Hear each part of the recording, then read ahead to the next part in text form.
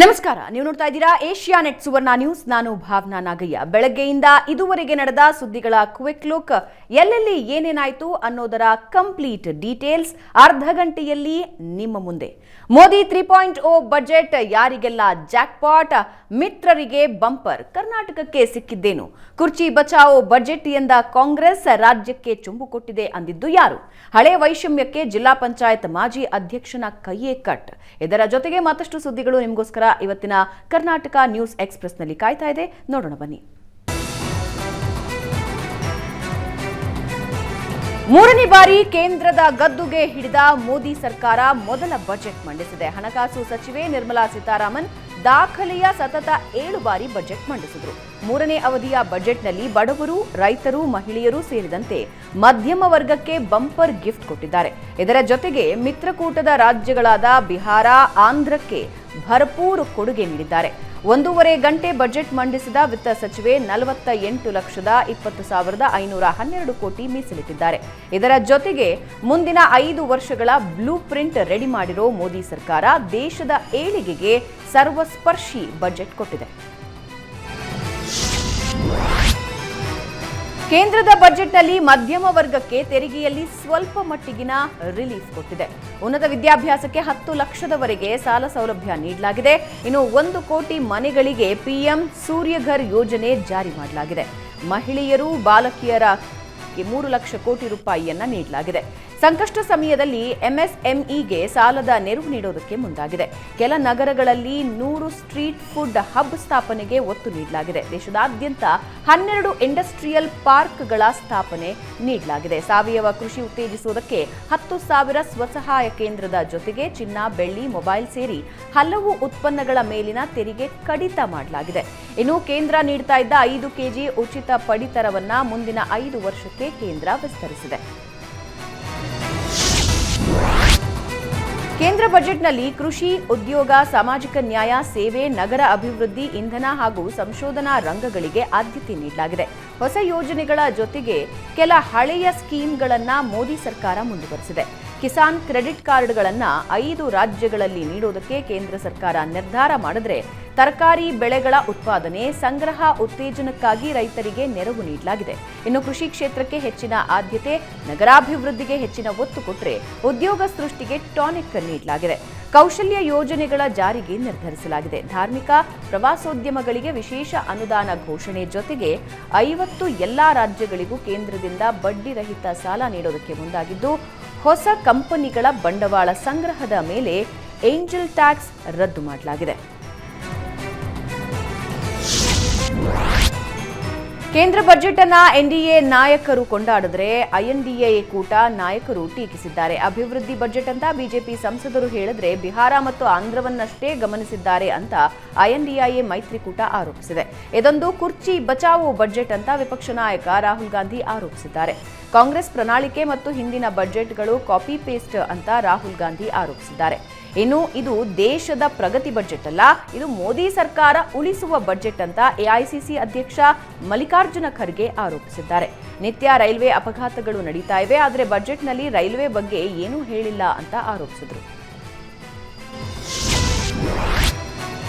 ಲೋಕಸಭೆ ಚುನಾವಣೆಗೆ ಕಾಂಗ್ರೆಸ್ ಪ್ರಕಟಿಸಿದ್ದ ಚುನಾವಣಾ ಪ್ರಣಾಳಿಕೆಯನ್ನೇ ನಿರ್ಮಲಾ ಸೀತಾರಾಮನ್ ಕೇಂದ್ರ ಬಜೆಟ್ ಆಗಿ ಮಂಡಿಸಿದ್ದಾರೆ ಅಂತ ಮಾಜಿ ಕೇಂದ್ರ ಹಣಕಾಸು ಸಚಿವ ಪಿ ಚಿದಂಬರಂ ಆರೋಪಿಸಿದ್ದಾರೆ.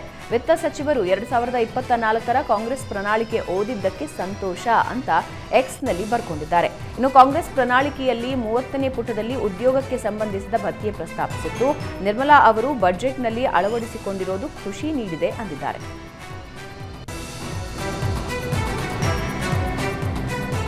ಕೇಂದ್ರ ಬಜೆಟ್ಗೆ ರಾಜ್ಯ ಕಾಂಗ್ರೆಸ್ ಬಿಜೆಪಿ ನಾಯಕರ ಮಧ್ಯೆ ಟಾಪ್ ಫೈಟ್ ನಡೆದಿದೆ. ನಮ್ಮ ರಾಜ್ಯಕ್ಕೆ ಚುಂಬು ಕೊಟ್ಟಿದ್ದಾರೆ ಅಂತ ಸಿಎಂ ಸಿದ್ದರಾಮಯ್ಯ ಆರೋಪಿಸಿದ್ದಾರೆ. ಕರ್ನಾಟಕದ ರಾಜ್ಯಸಭಾ ಸದಸ್ಯರಾಗಿ ನಿರ್ಮಲಾ ಸೀತಾರಾಮನ್ ಆಯ್ಕೆಯಾಗಿದ್ದರೂ ರಾಜ್ಯದ ಹಿತ ಕಾಪಾಡದೆ ಬಿಹಾರ ಮತ್ತು ಆಂಧ್ರಕ್ಕೆ ಹೆಚ್ಚು ಒತ್ತು ಕೊಟ್ಟಿದ್ದಾರೆ. ಅಷ್ಟೇ ಅಲ್ಲದೆ ಪರಿಶಿಷ್ಟ ಜಾತಿ ವರ್ಗಕ್ಕೆ ಕಡಿಮೆ ಅನುದಾನ ಮಾಡಿದ್ದು ರೈತರಿಗೂ ಪಂಗನಾಮ ಹಾಕಲಾಗಿದೆ ಅಂತ ಸಿದ್ದರಾಮಯ್ಯ ಆರೋಪಿಸಿದ್ದಾರೆ.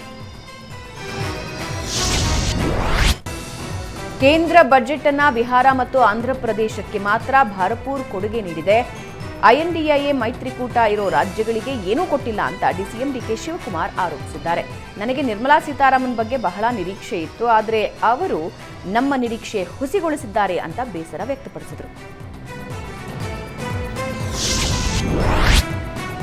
ಕೇಂದ್ರ ಬಜೆಟ್ಗೆ ಆರ್ ಅಶೋಕ್ ಬಹುಪರಾಗ್ ಅಂದಿದ್ದಾರೆ. ದೇಶದ ಅಭಿವೃದ್ಧಿ, ರೈತರ ಪರವಾಗಿ ಹಾಗೂ ಉದ್ಯೋಗ ಸೃಷ್ಟಿಗೆ ಹೆಚ್ಚಿನ ಆದ್ಯತೆ ನೀಡಲಾಗಿದೆ. ಡಿಜಿಟಲ್ ಇಂಡಿಯಾ ಹಾಗೂ ನಗರಾಭಿವೃದ್ಧಿಗೆ ಹೆಚ್ಚಿನ ಒತ್ತು ನೀಡಲಾಗಿದೆ. ಪ್ರಧಾನಮಂತ್ರಿ ಗರೀಬ್ ಕಲ್ಯಾಣ ಯೋಜನೆಯನ್ನ 5 ವರ್ಷಕ್ಕೆ ವಿಸ್ತರಣೆ ಮಾಡಲಾಗಿದೆ. ಇನ್ನು ತೆರಿಗೆ ಪಾವತಿ ಮಿತಿಯನ್ನ ಏರಿಕೆ ಮಾಡಲಾಗಿದ್ದು ಮಧ್ಯಮ ವರ್ಗದವರಿಗೆ ಇದರಿಂದ ಅನುಕೂಲವಾಗಿದೆ. ಬಿಹಾರ ಮತ್ತು ಆಂಧ್ರಕ್ಕೆ ಹೆಚ್ಚಿನ ಆದ್ಯತೆ ಕೊಡಲಾಗಿದ್ರೂ ಬೇರೆ ರಾಜ್ಯಗಳನ್ನು ಕಡೆಗಣಿಸಿಲ್ಲ ಅಂತ ವಿಪಕ್ಷ ನಾಯಕ ಆರ್ ಅಶೋಕ್ ಹೇಳಿದ್ದಾರೆ. ಭಾರತದ ರೈತರನ್ನ, ಬಡವರನ್ನ, ಮಹಿಳೆಯರನ್ನ ಗಮನದಲ್ಲಿ ಇಟ್ಕೊಂಡು ನಿರ್ಮಲಾ ಸೀತಾರಾಮನ್ ಬಜೆಟ್ ಮಂಡಿಸಿದ್ದಾರೆ ಅಂತ ಸಿಟಿ ರವಿ ಹೇಳಿದ್ದಾರೆ. ಇಡೀ ದೇಶದ ಅಭಿವೃದ್ಧಿಗಾಗಿ ಬಜೆಟ್ ನೀಡಿದ್ದು ಯುವಕರ ಕೌಶಲ್ಯ ಅಭಿವೃದ್ಧಿಗಾಗಿ ಕ್ರಮ ಕೈಗೊಂಡಿದ್ದಾರೆ. ಇದೊಂದು ಮಾನವೀಯತೆ ಬಜೆಟ್ ಅಂತ ಸಿಟಿ ರವಿ ತಿಳಿಸಿದ್ದಾರೆ. ಮಹಿಳೆಯರ ಪರ, ರೈತರ ಪರ, ಭಾರತದ ಅಭಿವೃದ್ಧಿ ಪರವಾಗಿದೆ. ದೇಶದ ಆರ್ಥಿಕ ಪರಿಸ್ಥಿತಿ ಇನ್ನೂ ಉತ್ತಮಗೊಳಿಸುವುದಕ್ಕೆ ದೂರದೃಷ್ಟಿಯ ಬಜೆಟ್ ಇದಾಗಿದೆ ಅಂದಿದ್ದಾರೆ. ಅಭಿವೃದ್ಧಿ ಪೂರಕ ಬಜೆಟ್ ಅಂತ ಸಂಸದ ಕೋಟಾ ಶ್ರೀನಿವಾಸ್ ಪೂಜಾರಿ ಹೇಳಿದ್ದಾರೆ. ಯುವಕರು, ರೈತರು, ಮಹಿಳೆಯರಿಗೆ ಹೆಚ್ಚಿನ ಆದ್ಯತೆ ನೀಡಲಾಗಿದೆ. ಎಲ್ಲ ವರ್ಗದವರನ್ನ ಪರಿಗಣಿಸಿ ಯೋಜನೆಗೆ ಸಿದ್ಧ ಮಾಡಲಾಗಿದೆ ಅಂದರು. ಇನ್ನು ಸಂಸದ ಸುಧಾಕರ್ ಮಾತಾಡಿ ಕೃಷಿಕರು, ಮಹಿಳೆ, ಯುವಕರಿಗೆ ವಿಶೇಷ ಒತ್ತು ನೀಡಲಾಗಿದೆ ಅಂದರು.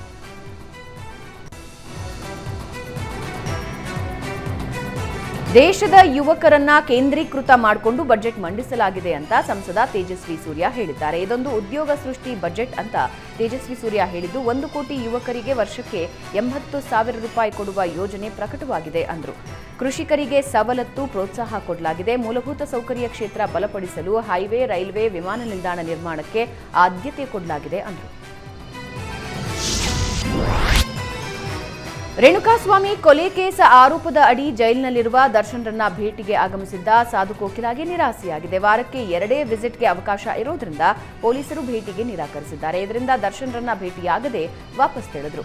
ಅದಾದ ಮೇಲೆ ಮಾತನಾಡಿದ ಸಾಧು ಕೋಕಿಲಾ, ಇವತ್ತು ದರ್ಶನ್ ಅವರ ಭೇಟಿಗೆ ಸಾಧ್ಯ ಆಗಿಲ್ಲ, ನಾನು ಗುರುವಾರ ಬರ್ತೀನಿ ಅಂತ ಹೇಳಿದ್ದಾರೆ. ರೇಣುಕಾಸ್ವಾಮಿ ಕೊಲೆ ಆರೋಪದ ಅಡಿ ನಟ ದರ್ಶನ್ ಜೈಲು ಪಾಲಾಗಿದ್ದಾರೆ. ಇತ್ತ ದರ್ಶನ್ ನಂಬಿದ ನಿರ್ಮಾಪಕರಿಗೆ ಅತಂತ್ರ ಸ್ಥಿತಿಯಾಗಿದೆ. ಡೆವಿಲ್ ನಿರ್ಮಾಪಕ ಪ್ರಕಾಶ್, ಕೆವಿನ್ ಪ್ರೊಡಕ್ಷನ್, ರಾಘವೇಂದ್ರ ಹೆಗಡೆ ಸೇರಿದಂತೆ ಹಲವು ನಿರ್ಮಾಪಕರು ಸಿನಿಮಾಗಾಗಿ ದರ್ಶನ್ಗೆ ಅಡ್ವಾನ್ಸ್ ಕೊಟ್ಟಿದ್ರಂತೆ. ಸೂರಪ್ಪ ಬಾಬು ಚಿತ್ರಕ್ಕೆ 2 ಕೋಟಿ ಅಡ್ವಾನ್ಸ್ ಕೊಟ್ಟಿದ್ದಾರೆ. ಜೊತೆಗೆ ತಮಿಳಿನ ಖ್ಯಾತ ನಿರ್ಮಾಪಕ ರಮೇಶ್ ಪಿ ಪಿಳ್ಳೈ ಸಹ ಅಡ್ವಾನ್ಸ್ ಕೊಟ್ಟಿದ್ದಾರಂತೆ. ಆದರೆ ನಿರ್ಮಾಪಕರಿಂದ ಅಡ್ವಾನ್ಸ್ ಪಡೆದ ದರ್ಶನ್ ಈಗ ಜೈಲು ಸೇರಿದ್ದಾರೆ. ಅಸಹಜ ಲೈಂಗಿಕ ದೌರ್ಜನ್ಯ ಪ್ರಕರಣದಲ್ಲಿ ಬಂಧನದಲ್ಲಿದ್ದ ಜೆಡಿಎಸ್ ಎಂಎಲ್ಸಿ ಸೂರಜ್ ರೇವಣ್ಣ ಜಾಮೀನಿನ ಮೇಲೆ ಇವತ್ತು ಬಿಡುಗಡೆಯಾಗಿದ್ದಾರೆ. ಜೂನ್ 23ರಂದು ಸೂರಜ್ ರೇವಣ್ಣರನ್ನ ಪೊಲೀಸರು ಬಂಧಿಸಿದ್ರು. 1 ತಿಂಗಳ ಬಳಿಕ ಸೂರಜ್ ಜೈಲಿನಿಂದ ಹೊರಬಂದಿದ್ದಾರೆ. ಜೈಲಿನಿಂದ ಹೊರಬಂದ ಸೂರಜ್ಗೆ ಅಭಿಮಾನಿಗಳು ಜೈಕಾರ ಹಾಕಿ ಬರಮಾಡಿಕೊಂಡರು. ಹಾಸನದಿಂದ ಆಗಮಿಸಿದ್ದ ಬೆಂಬಲಿಗರು, ಜೆಡಿಎಸ್ ಕಾರ್ಯಕರ್ತರು ಜೈಲಿನಿಂದ ಸೂರಜ್ ಬರ್ತಾ ಇದ್ದಂತೆ ಜೈಕಾರ ಕೂಗಿದ್ರು. ಪರಪ್ಪನ ಅಗ್ರಹಾರ ಜೈಲಿನಿಂದ ಹೊರಬಂದ ಬಳಿಕ ಮಾತನಾಡಿದ ಸೂರಜ್ ರೇವಣ್ಣ, ಇದು ನಮ್ಮ ಕುಟುಂಬದ ವಿರುದ್ಧ ಮಾಡಿರುವ ಷಡ್ಯಂತ್ರ ಅಂದಿದ್ದಾರೆ. ಸತ್ಯವನ್ನ ಯಾರಿಂದಲೂ ಮುಚ್ಚಿಡೋದಕ್ಕಾಗೋದಿಲ್ಲ. ಕುತಂತ್ರ ಮಾಡಿ ನಮ್ಮನ್ನ ಜೈಲಿಗೆ ಕಳಿಸಿದ್ದಾರೆ. ನಾನೇನೂ ತಪ್ಪು ಮಾಡಿಲ್ಲ. ತನಿಖಾಧಿಕಾರಿಗಳಿಗೆ ಸಹಕಾರ ಕೊಟ್ಟಿದ್ದೇನೆ ಅಂತ ಹೇಳಿದ್ದಾರೆ. ಇನ್ನೆರಡು ದಿನಗಳಲ್ಲಿ ಹಾಸನ ರಾಜಕಾರಣ ಏನು ಅಂತ ತೋರಿಸ್ತೇವೆ ಅಂದಿದ್ದಾರೆ.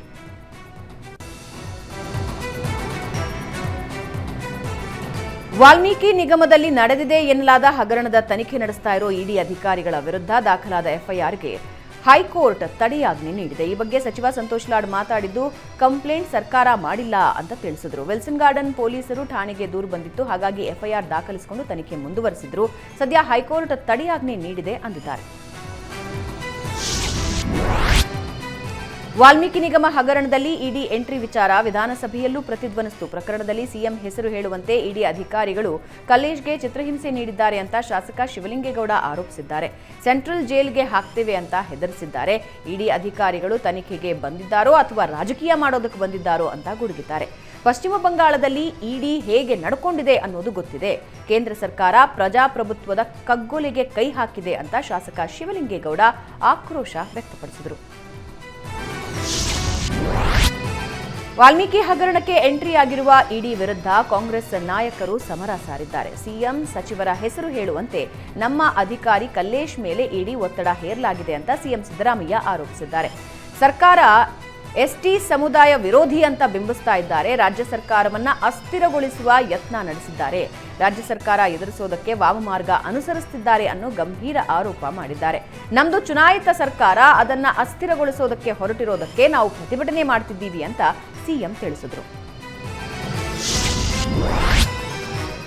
ವಾಲ್ಮೀಕಿ ನಿಗಮ ಹಗರಣದಲ್ಲಿ 3 ತನಿಖಾ ಸಂಸ್ಥೆಗಳು ತನಿಖೆ ನಡೆಸ್ತಾ ಇದ್ದು, ಈಗಾಗಲೇ ಎಸ್ಐಟಿ ಶೇಕಡಾ 90ರಷ್ಟು ತನಿಖೆ ಮುಗಿಸಿದೆ ಅಂತ ಸಿಎಂ ಸಿದ್ದರಾಮಯ್ಯ ತಿಳಿಸಿದ್ದಾರೆ. ಎಸ್ಐಟಿ ತನಿಖೆಯಲ್ಲಿ 12 ಜನರ ಬಂಧನವಾಗಿದೆ, 34 ಕೋಟಿ ರೂಪಾಯಿಗಳ ರಿಕವರಿ ಮಾಡಿದ್ದೇವೆ ಅಂತ ತಿಳಿಸಿದರು. ಇನ್ನು ಈ ಹಗರಣದಲ್ಲಿ ಇಡಿ ಸ್ವಯಂ ಪ್ರೇರಿತವಾಗಿ ತನಿಖೆ ನಡೆಸ್ತಾ ಇದೆ. ನನಗೆ ಗೊತ್ತಿರೋ ಪ್ರಕಾರ ಇದನ್ನು ವಿಶೇಷವಾಗಿ ತನಿಖೆ ಮಾಡುತ್ತಿದ್ದಾರೆ ಅಂತ ಆರೋಪಿಸಿದರು. ಇಡಿ ವಿರುದ್ಧ ಸರ್ಕಾರ ದುರುದ್ದೇಶದಿಂದ ಎಫ್ಐಆರ್ ದಾಖಲಿಸಿದೆ ಅಂತ ಕೇಂದ್ರ ಸಚಿವ ಕುಮಾರಸ್ವಾಮಿ ಆರೋಪಿಸಿದ್ದಾರೆ. ಇನ್ನು ಕಾಂಗ್ರೆಸ್ ಪ್ರತಿಭಟನೆ ನಿರ್ಧಾರಕ್ಕೆ ವಾಗ್ದಾಳಿ ನಡೆಸಿದ್ದಾರೆ. ಪ್ರತಿಭಟನೆ ಪ್ರಾಯೋಜಿತ ಕಾರ್ಯಕ್ರಮವಾಗಿದ್ದು, ಪ್ರಕರಣ ಮುಚ್ಚಿ ಹಾಕುವ ಕೆಲಸ ನಡೀತಾ ಇದೆ. ಡ್ರಾಮಾ ಮಾಡೋದು ಬಿಡಿ, ತನಿಖೆ ಎದುರಿಸಿ ಅಂದ್ರು. ಇನ್ನು ಇದೇ ವೇಳೆ ಡಿಕೆಶಿ ವಿರುದ್ಧ ಕಿಡಿಕಾರಿದ ಎಚ್ಡಿಕೆ, ದೇವೇಗೌಡರ ಕುಟುಂಬ ಸರ್ವನಾಶ ಮಾಡಬೇಕು ಅಂತ ಧೈರ್ಯವಾಗಿ ಹೇಳಿಕೆ ಕೊಡು ಅಂತ ದೇವರಾಜೇಗೌಡನಿಗೆ ಹೇಳಿದ್ದು ಯಾರು ಅಂತ ಪ್ರಶ್ನಿಸಿದ್ದಾರೆ. ಅವನು ಹೇಳದ್ದಕ್ಕೆ ಸುಳ್ಳು ಕೇಸ್ ಹಾಕಿ ಜೈಲಿಗೆ ಕಳಿಸಿದ್ರು ಅಂತ ಆರೋಪಿಸಿದ್ದಾರೆ.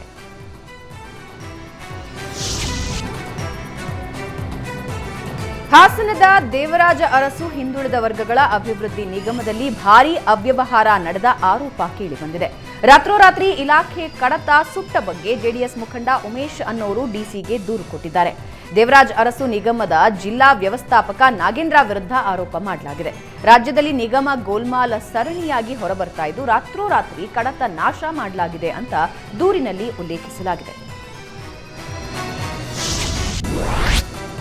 ರಾಮನಗರದಲ್ಲಿರುವ ಚಾಮುಂಡೇಶ್ವರಿ ಕರಗ ಮಹೋತ್ಸವದಲ್ಲಿ ಜೆಡಿಎಸ್ ಯುವ ಘಟಕದ ರಾಜ್ಯಾಧ್ಯಕ್ಷ ನಿಖಿಲ್ ಕುಮಾರಸ್ವಾಮಿ ಭಾಗಿಯಾದರು. ಪ್ರತಿ ವರ್ಷದಂತೆ ಈ ವರ್ಷವೂ ಜೆಡಿಎಸ್ ಮುಖಂಡರ ಜೊತೆ ಆಗಮಿಸಿದ ನಿಖಿಲ್ ಚಾಮುಂಡೇಶ್ವರಿಗೆ ವಿಶೇಷ ಪೂಜೆ ಸಲ್ಲಿಸಿದರು.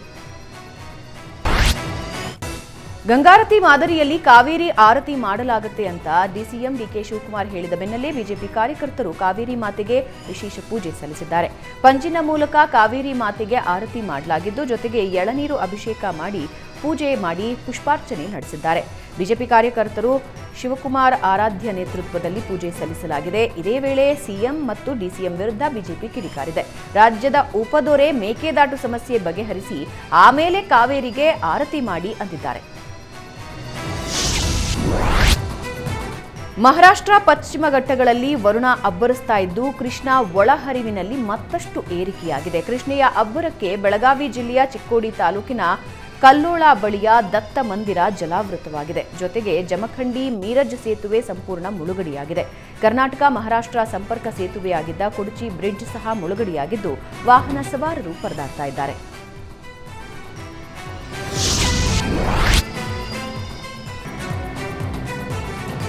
ಮಲೆನಾಡಲ್ಲಿ ಮಳೆ ಅವಾಂತರ ಮುಂದುವರೆದಿದೆ. ಗಾಳಿಗೆ ಮನೆ ಮೇಲೆ ಬೃಹತ್ ಮರ ಬಿದ್ದಿದ್ದು ವೃದ್ಧೆಗೆ ಗಾಯ ಆಗಿದೆ. ಗಾಯಗೊಂಡ ಬೆಲ್ಲಮ್ಮರನ್ನ ಆಸ್ಪತ್ರೆಗೆ ದಾಖಲಿಸಿ ಚಿಕಿತ್ಸೆ ಕೊಡಿಸಲಾಗ್ತಾ ಇದೆ. ಇತ್ತ ಕಳಸಾ ತಾಲೂಕಿನ ಕಾರ್ಲೆ ಗ್ರಾಮಸ್ಥರು ಹಲವು ವರ್ಷದಿಂದ ರಸ್ತೆ ಇಲ್ಲದೆ ಪರದಾಡ್ತಾ ಇದ್ದಾರೆ. ಹಳ್ಳ ದಾಟೋದಕ್ಕೆ ಜೋಳಿಗೆ ಮೊರೆ ಹೋಗಿದ್ದಾರೆ.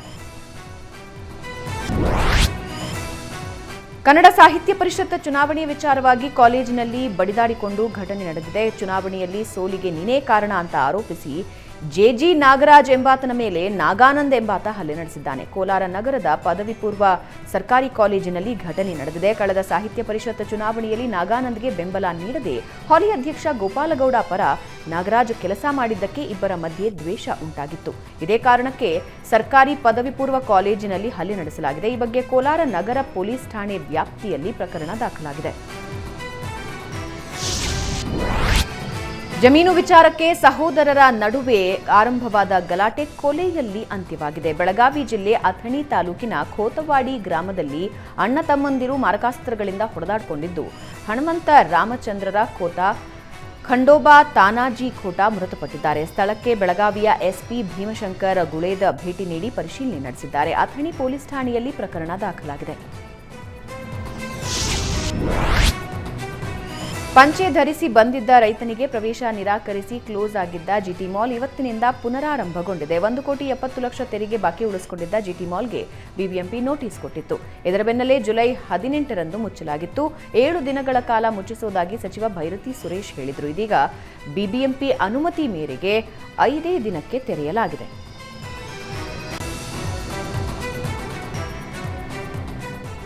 ಸರ್ಕಾರಿ ಬಸ್ ಹಾಗೂ ಟ್ಯಾಂಕರ್ ನಡುವೆ ಭೀಕರ ಅಪಘಾತ ನಡೆದಿದೆ. ಚಿಕ್ಕಮಗಳೂರು ಜಿಲ್ಲೆಯ ಮೂಡಿಗೆರೆ ತಾಲೂಕಿನ ಶಿರವಳಲು ಗ್ರಾಮದ ಬಳಿ ಘಟನೆ ನಡೆದಿದ್ದು, ಅಪಘಾತದ ರಭಸಕ್ಕೆ ಬಸ್ ಮುಂಭಾಗ ನಜ್ಜುಗುಜ್ಜುಕೊಂಡಿದೆ. ಅಪಘಾತದಲ್ಲಿ ಹಲವರಿಗೆ ಗಂಭೀರ ಗಾಯಗಳಾಗಿದ್ದು ಜಿಲ್ಲಾಸ್ಪತ್ರೆಗೆ ದಾಖಲು ಮಾಡಲಾಗಿದೆ. ರ್ಯಾಪಿಡೋ ಬೈಕ್ ಟ್ಯಾಕ್ಸಿ ಸೇವೆಯನ್ನ ರದ್ದುಗೊಳಿಸಬೇಕು ಅಂತ ಆಗ್ರಹಿಸಿ ಮೈಸೂರಲ್ಲಿ ಆಟೋ ಚಾಲಕರು ಪ್ರತಿಭಟನೆ ನಡೆಸಿದ್ದಾರೆ. ಕರ್ನಾಟಕ ಚಾಲಕರ ಒಕ್ಕೂಟದ ಮೈಸೂರು ಜಿಲ್ಲಾ ಘಟಕದಿಂದ ಚಾಮರಾಜಪುರಂನ ಪಶ್ಚಿಮ ಆರ್ಟಿಒ ಕಚೇರಿ ಬಳಿ ಘೋಷಣೆ ಕೂಗಿ ಆಗ್ರಹಿಸ್ತಾ ಇದ್ದಾರೆ. ಅನಧಿಕೃತವಾಗಿ ವೈಟ್ ಬೋರ್ಡ್ ಎಲೆಕ್ಟ್ರಿಕ್ ವಾಹನಗಳನ್ನು ಟ್ಯಾಕ್ಸಿಯಾಗಿ ಬಳಸ್ತಾ ಇರೋರ ವಿರುದ್ಧ ಕಾನೂನು ಕ್ರಮಕ್ಕೆ ಒತ್ತಾಯಿಸಿದ್ರು. ಆಟೋ ಖರೀದಿ ಮಾಡೋದಕ್ಕೆ ಬ್ಯಾಡ್ಜ್ ಕಡ್ಡಾಯ ಮಾಡಬೇಕು ಅಂತ ಆರ್ಟಿಒಗೆ ಮನವಿ ಸಲ್ಲಿಸಿದ್ದಾರೆ. ತುಂಗಭದ್ರಾ ಜಲಾಶಯಕ್ಕೆ ಒಳಹರಿವು ತಗ್ಗಿದ್ದು 1 ಲಕ್ಷ ಕ್ಯೂಸೆಕ್ ನೀರಿನ ಪ್ರಮಾಣ ಇಳಿಕೆಗೊಂಡಿದೆ. ಸದ್ಯ 90 ಟಿಎಂಸಿ ನೀರು ಜಲಾಶಯದಲ್ಲಿ ಸಂಗ್ರಹಗೊಂಡಿದೆ. ಜಲಾಶಯದ 3 ಕ್ರಸ್ಟ್ ಗೇಟ್ಗಳ ಮೂಲಕ ನದಿಗೆ ನೀರು ಹರಿಸಲಾಗ್ತಾ ಇದೆ. ಚಾಲಕನ ನಿಯಂತ್ರಣ ತಪ್ಪಿ ಕಾರು ರಸ್ತೆ ಬದಿಯ ಹಳ್ಳಕ್ಕೆ ಬಿದ್ದು ದಂಪತಿ ಗಾಯಗೊಂಡ ಘಟನೆ ಹಾಸನ ಜಿಲ್ಲೆಯ ಸಕಲೇಶಪುರದಲ್ಲಿ ನಡೆದಿದೆ. ಹಳ್ಳದಲ್ಲಿ ಸಿಲುಕಿದ್ದ ದಂಪತಿಯನ್ನ ಸ್ಥಳೀಯರು ರಕ್ಷಣೆ ಮಾಡಿದ್ದಾರೆ.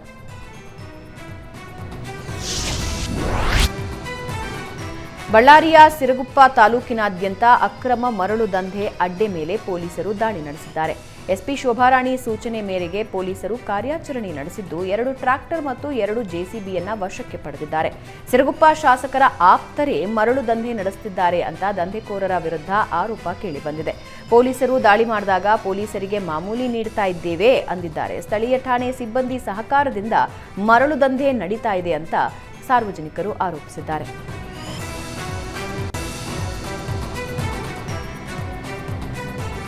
1 ಕೋಟಿ ರೂಪಾಯಿ ಮೌಲ್ಯದ ರಕ್ತಚಂದನವನ್ನ ಅರಣ್ಯ ಇಲಾಖೆ ಅಧಿಕಾರಿಗಳು ವಶಕ್ಕೆ ಪಡೆದಿದ್ದಾರೆ. ತುಮಕೂರಿನ ಹಿರೇಹಳ್ಳಿ ಇಂಡಸ್ಟ್ರಿಯಲ್ ಏರಿಯಾದಲ್ಲಿ ತಪಾಸಣೆ ವೇಳೆ ಇದು ಪತ್ತೆಯಾಗಿದೆ. ಅರಣ್ಯ ಅಧಿಕಾರಿಗಳು ಪರಿಶೀಲನೆ ನಡೆಸುವ ವೇಳೆ ಚಾಲಕ ಪರಾರಿಯಾಗುವುದಕ್ಕೆ ಯತ್ನಿಸಿದ್ದಾನೆ. ಆದರೆ ಅರಣ್ಯ ಅಧಿಕಾರಿಗಳು ಆತನನ್ನ ವಶಕ್ಕೆ ಪಡೆದಿದ್ದಾರೆ. ಟೈರ್ ಸ್ಫೋಟಗೊಂಡು 2 ಕಾರ್ಮಿಕರು ಗಂಭೀರ ಗಾಯಗೊಂಡ ಘಟನೆ ದಕ್ಷಿಣ ಕನ್ನಡ ಜಿಲ್ಲೆ ಪುತ್ತೂರು ತಾಲೂಕಿನ ಪರ್ಲಡ್ಯ ಬಳಿ ನಡೆದಿದೆ. ಲಾರಿ ಟೈರ್ಗೆ ಪಂಕ್ಚರ್ ಹಾಕ್ತಾ ಇದ್ದ ವೇಳೆ ಸ್ಫೋಟಗೊಂಡು ಕಾರ್ಮಿಕ ಹಾರಿ ಬಿದ್ದಿದ್ದಾನೆ. ಘಟನೆಯಲ್ಲಿ ಗಂಭೀರವಾಗಿ ಗಾಯಗೊಂಡ ಕಾರ್ಮಿಕನಿಗೆ ಪುತ್ತೂರು ಸರ್ಕಾರಿ ಆಸ್ಪತ್ರೆಯಲ್ಲಿ ಚಿಕಿತ್ಸೆ ನೀಡಲಾಗ್ತಾ ಇದೆ. ಘಟನೆಯ ದೃಶ್ಯಾವಳಿ ಸಿಸಿಟಿವಿಯಲ್ಲಿ ಸೆರೆಯಾಗಿದೆ.